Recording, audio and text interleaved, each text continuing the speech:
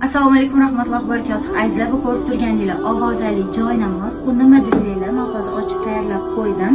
Anchadan beri ko'pchilikda savol tug'iladi, bu nima funksiyani bajaradi deb.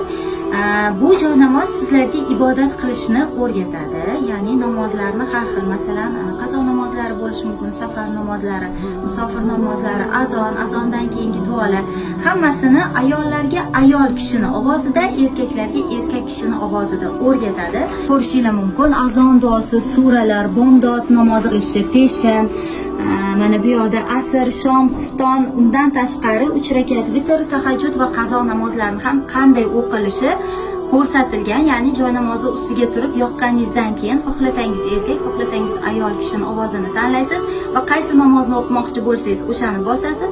Undan u yog'iga hammasini shu ovoz sizga o'rgatib turadi. Batafsil yana ushbu profildan ma'lumotlarni olishingiz mumkin.